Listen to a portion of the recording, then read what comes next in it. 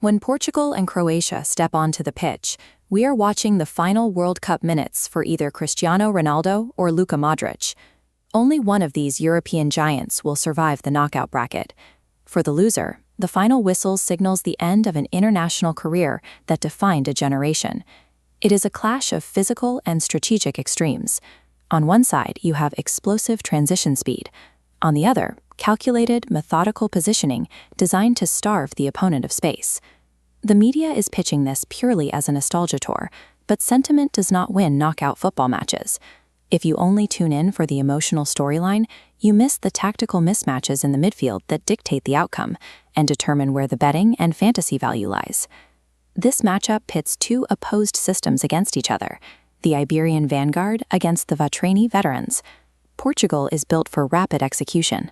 Roberto Martinez has engineered a system that maximizes their fresh squad depth to punish opponents on the counterattack.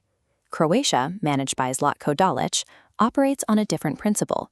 They utilize technical midfield possession and tournament resilience to drag teams into deep waters.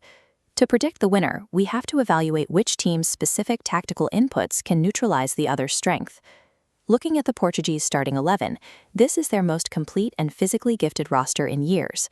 They deploy a deep rotation of attackers, utilizing players like Rafael Leao to inject pace and individual brilliance on the wings. Because of this personnel, Portugal can score in a matter of seconds when given open space. Relying on explosive transition speed comes at a cost. Pushing numbers forward requires sacrificing defensive stability at the back. That vulnerability makes them susceptible if the match devolves into a slow, grinding battle for possession where they cannot utilize their pace.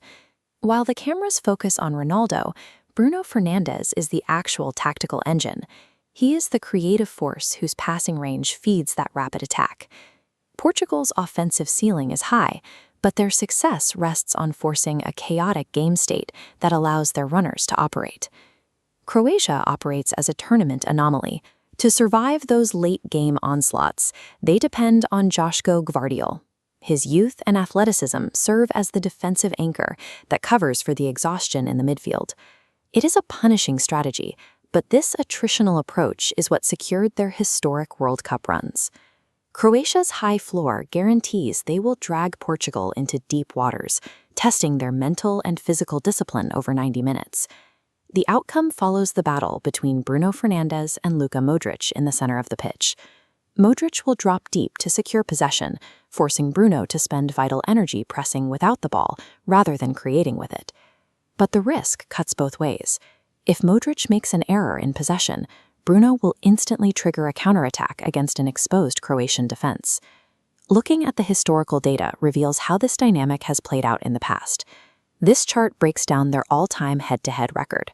Historically, Portugal has led with 4 wins to 2.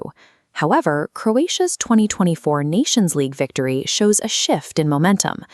While history favors Portugal's vanguard, recent form proves Croatia's veterans have found ways to disrupt Portugal's rhythm. This is a war of tempo, and there are 2 paths to victory depending on how the first hour of play unfolds. If Portugal scores early, Croatia must press higher, opening them up to counterattacks and a Portuguese win. However, if the game remains scoreless at 60 minutes, Croatia dictates the tempo, dragging it to extra time where their experience gives them an edge.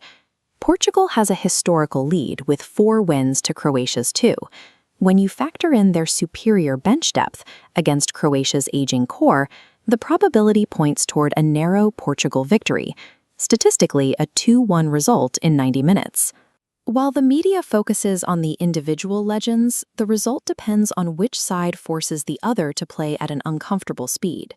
For your fantasy lineups and betting slips, your decision matrix comes down to which tactical reality you trust more. Back Portugal if you believe their bench depth and counterattacking talent will ultimately overwhelm aging legs.